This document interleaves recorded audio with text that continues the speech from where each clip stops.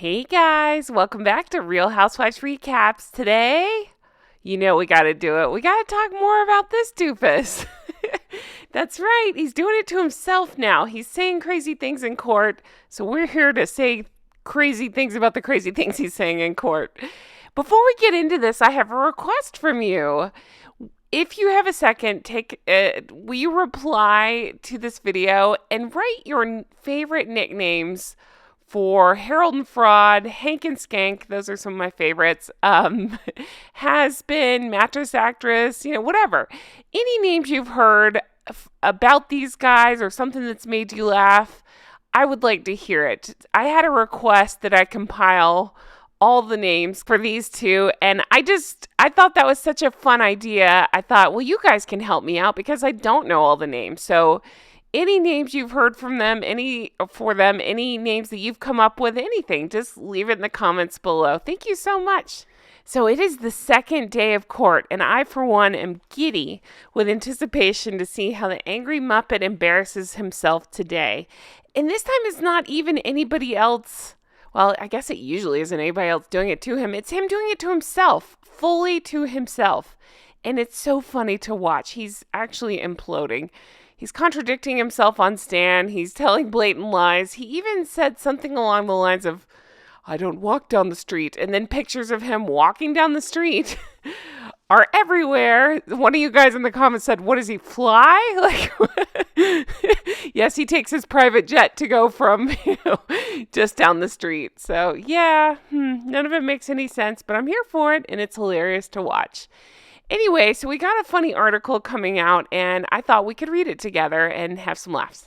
All right, we got Jan Moyer with "Harry must have longed for the schmaltzy embrace of Oprah. The Duke of Sussex initially seemed pleased to finally have his day in court, but after 5 bruising hours of cross-examination, one wonders if he felt quite so buoyant." Okay, so I'm so glad she brought this up because I've recorded a bunch of videos this week, and some of them haven't gone up yet, so I don't know which video it's in, but I just recorded a video where I talk about exactly this, how they only pick the softest interviews. I wouldn't even call them interviews. It's just like a friendly chat. It's like the verbal equivalent of, like, I don't know, you saying, "Hey, I like your video," and I write back, "Hey, thanks so much for watching." Would you call that an interview? No. It's a friendly conversation or banter or something. It's not. That's not an interview. There's no hard-hitting question there, right? Although hit me with your hard-hitting questions. But anyway, it is funny. They only, of course, take those softest of, I'm using Joey air quotations, interviews where nothing of depth is asked and nothing of theirs is challenged. We're just supposed to take them at their word and buy it. And if we question anything, it's unconscious bias. I wish I had my Harry here with me. He unfortunately had to work today. Can you believe the nerve of him going to work and not sitting here with me recording this? Where are his priorities at? How are we going to spend $18,000 a day like Dumb and Dumberton over there? Oh my God, I can't even say that without laughing. I can't even spend $18 a day. What is $18,000 a day? I can't wrap my head around that. By the way, funniest responses to that video. You guys are wonderful. So many funny responses to Jay's Australian accent. Again, my apologies. And so many funny responses to Tim Tams. People want to know what they are, and people talking about how wonderful they are, and that makes me want Tim Tams. So it goes on to say, "At last, here we go. Curtain up, drum roll, lights, action. Here comes the judge, closely followed by the Duke of Sussex, 1 day late." Love it. Love the little jab. Screw that guy. Entitled prick. In the corner of a civil courtroom, sitting in a pale wood witness box, Prince Harry initially seemed pleased to finally have his day in court. I think she's looking for the word smug. They both have... Meghan's the queen of having that smug look. If you don't know what I'm talking about, I have a whole video on smug. Look at me. But Prince Harry has that look down pretty well, too. He's very full of himself. He is a condescending prick, right? Prince Harry initially seemed pleased to finally have his day in court, yet after 5 bruising hours of being cross-examined by Andrew Green KC, acting for Mirror Group newspapers, one wonders if he felt quite so buoyant. One wonders, and by one I mean me, I wonder, did he feel anything at all? Because that guy seems pretty clueless. You guys, just watching him implode on the stand has been such a funny, unexpected experience. I just didn't know what gift we would be handed. From the court drawings, like you see here, and again, I'm not mocking the artist. I think it's so much fun, and I wish all my videos could have these kind of drawings on them. I'm going to make a note. Jay, we got to get on that, right? I'm going to make a to-do list for Jay. Practice your Australian accent, work on drawings. But I love the drawings. P.S. Love that they gave him that bald spot because fuck Harry. Remember he made fun of William and called him bald. Hello, unaware. Okay, anyway, so it's just been fun to watch. I'm enjoying the hell out of this, and I can't wait to see what other antics he gets into, and I can't wait to see your reactions to what antics he gets into, because you guys are a lot of fun. I keep thinking about Meghan, too. I know, scary, right? No, I do. Imagine it was the other way around, and she had to be in court testifying. Do you think there's any way in holy hell that she would let Bozo not show up? There's no way, right? She'd have him up in the witness box with her clinging to his arm, right? It's so weird. So I do find it very odd. She can blame the kids or invisible kids, whatever you want to call them, all she wants. But come on, since when does she miss an opportunity in the spotlight? Or I just find this whole thing very odd, and I think it says a lot about the state of their marriage. Because you could find if you can find childcare to go on a stupid hike with your stupid neckerchief, you can find childcare to be there for your husband while he's in court. Although I guess Thicko, see, love that word, you guys. I guess Thicko's in court all the time, so maybe maybe the childcare is what's adding to the $18,000 a day cost. You guys, I'll never get over that number. $18,000. Many of us in the comments said, "Oh, cool! I've been saving for that number for years." And haven't hit it, right? And then these bozos are spending it per day. So then it goes on to say, the renowned barrister took the prince through his evidence, step by ever so stealthy step, time after time. Oh, Cyndi Lauper, love her. Time after time. I'm going to have that song in my head all day. It seemed to me that Prince struggled to convincingly verify the facts of his case. Hello, I think he struggles to verify that he is a human being, and had an alarmingly faint grasp on detail. Again, I would say he had alarmingly faint grasp on pretty much everything. That guy is so painfully stupid. He was vague about when he had first read the MGN newspaper articles in question. He was vague about precisely why he believed the information printed had been gleaned by illegal methods. He was even vague about a hunting trip with his then girlfriend Chelsea Davy to South Africa in 2005. Guys, I really think Meghan's version of a drinking game is her smashing plates every time she hears Chelsea's name mentioned. I actually feel bad for Chelsea because she's moved on and seems to have a happy life from all we can tell. And she's probably so sick of having her name associated with the Ginger Winter. Okay, so then it says, this is the kind of event you might think anyone would remember, what with lions and giraffes and rhinos thundering around, but no, I don't recall, he said. Okay, can we talk about the mushroom-shaped elephant in the room? I mean, this guy has taken so many substances that he just can't remember stuff anymore, right? That, or he's just so spoiled and entitled, and he's had these amazing experiences that any of us would remember for a lifetime, and he's like, oh, I can't remember. I think he's just so painfully stupid and has taken all the substances. When repeatedly asked how he could prove articles had been hacked, he'd say, you'd have to ask the journalists themselves. All he had in his prickly armory was a belief that the timing was suspicious. Trickier inquiries were met with, that's a question for my legal team. See, I'm not good at the Harry accent. I need Jay to get back here and do this for me. It was astonishing. It really is astonishing to hear the snippets coming out of court, how he He just assumes these things, goes forward with this legal case, and then when he gets on the stand and he gets the chance to speak up, he's like, I don't know. It's like, oh my God. Seriously. I actually find it funny that, I guess as his legal team, there's only so much you can do, right? Again, I talked about it in a video yesterday about if you were even kind of familiar with the Johnny Depp Amber Heard case. Amber Heard's lawyer, Elaine, just kept saying, I don't know. Just help me. She was just like, I don't know how to win this case. How do you win it with somebody telling lies every 5 seconds? So, oh my God, kind of the same feeling I'm getting. It was astonishing. At various stages, he could also not recall what his lawyers had or had not shown him before the trial began, and he struggled to be precise. More than thousands, perhaps millions, he guessed, the number of articles written about him.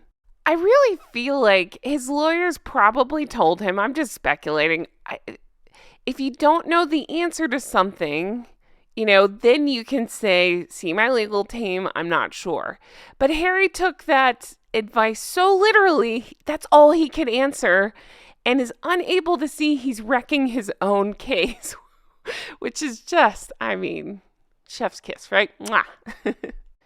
Yet, while the princely sketch was sketchy and his brushstrokes worse than slippery, his oily big picture was vivid, overwhelming, and no surprise.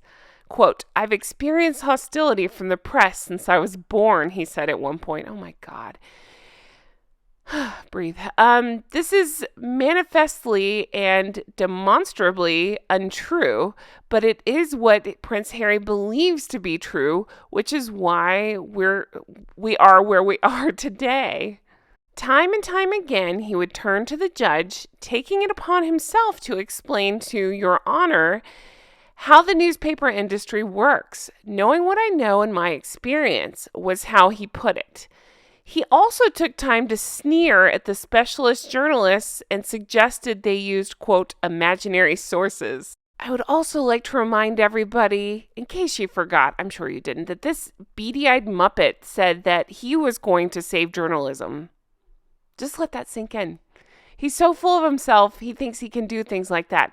Reminder, he also said at one point, not during the case, but in previous, that he could save the royal family. Only him, right? From what he couldn't even articulate.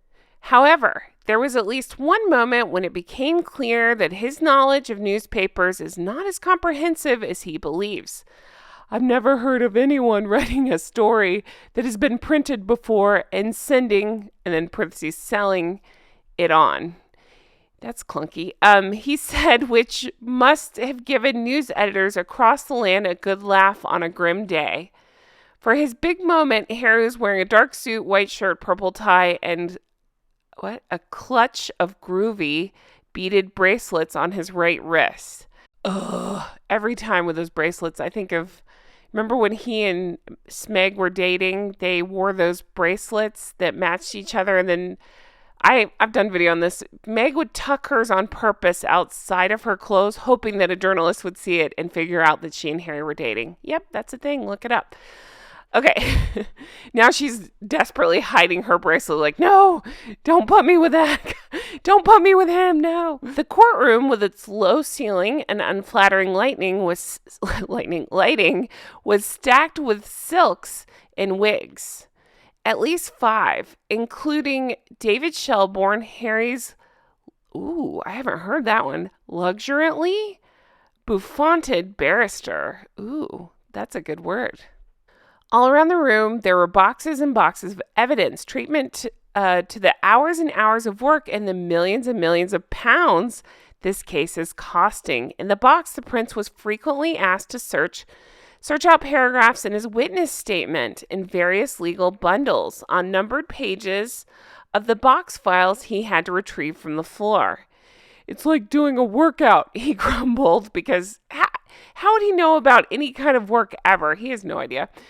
He thinks that's work, trying to search pages. Mr. Shelbourne had to arrange for a junior lawyer to sit next to him to help him navigate the paperwork. You guys, paperwork is hard. Feel sorry for Harry.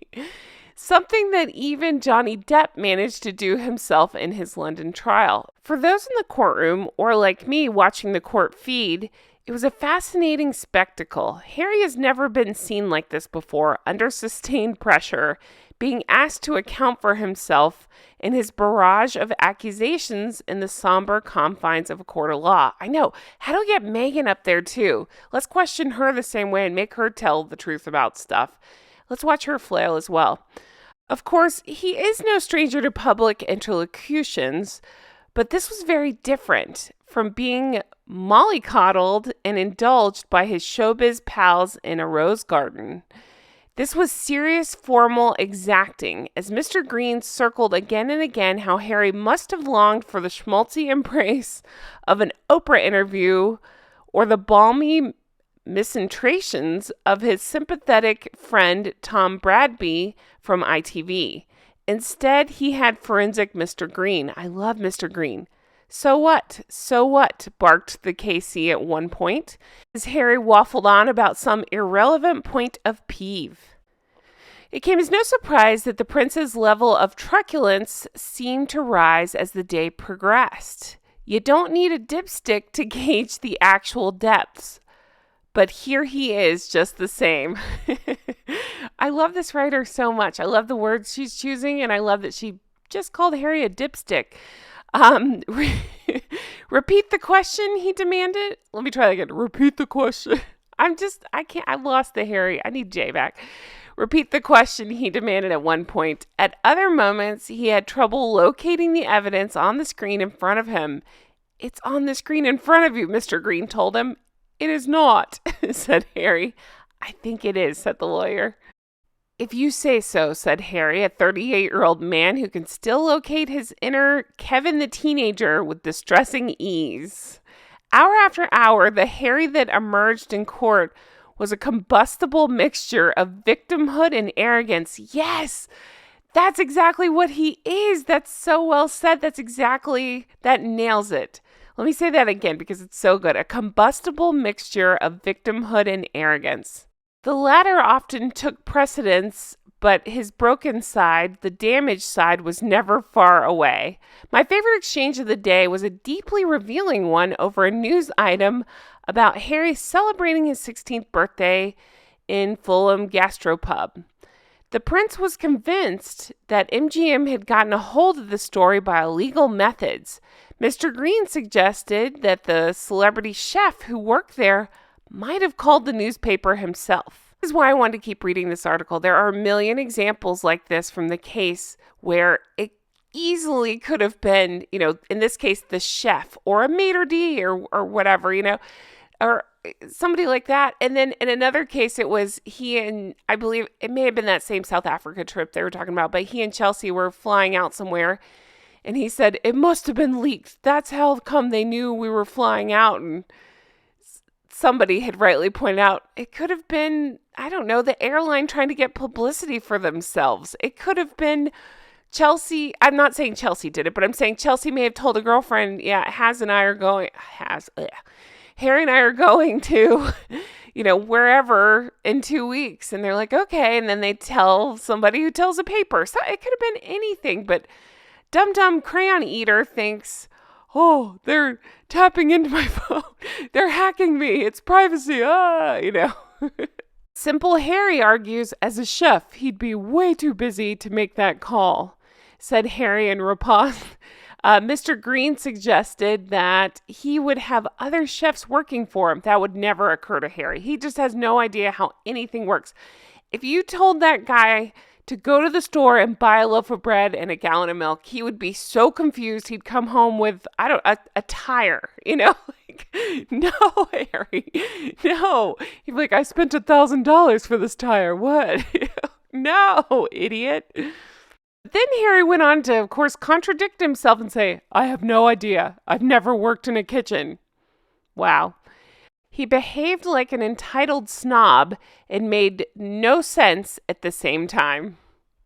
That's unconscious bias. My Eastward family put you up to this, didn't they? No, Harry. Shut up, Harry.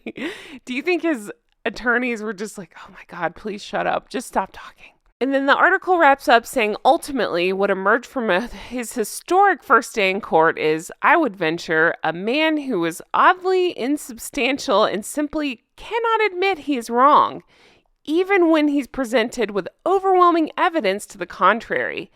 He often complained in general terms about his treatment by the media over the years, instead of addressing the specific issues that were being put to him. Oh my God. This is like every interview he's ever given. Prince Harry, let's try to focus on the question I'm asking, said Mr. Green, wearying late in the afternoon session. The case continues. Prince Harry will be back in court today. Ding, ding, ding. Yay, I'm so excited. So again, that was written by Jan Moyer. I just want to give her credit. It was from the Daily Mail, so go check out the article if you're interested. I thought it was so well written and so well said, and yeah, perfectly sums up all of our frustration with Harry. But guys, thank you so much for watching. As more comes out about Harold and fraud, you better believe I will be reporting back on it because this is fun to watch at this point. It really is. Anyway, guys, you guys are wonderful. Keep leaving me the comments. I love them so much. That's one of my favorite parts of the day is just reading them, reading you respond and hearing everything you have to say about this because you guys point out the funniest things and it keeps me laughing. So thank you for that. Definitely leave me those names for Harold and fraud if you think of something you've heard or something that strikes you funny, a name for either one of them or both of them or like a couple name, anything you want. Just leave it in the comments because, again, I've had requests to compile lists of those, so I'll work on that. And anything else you want to see, leave me that in the comments too.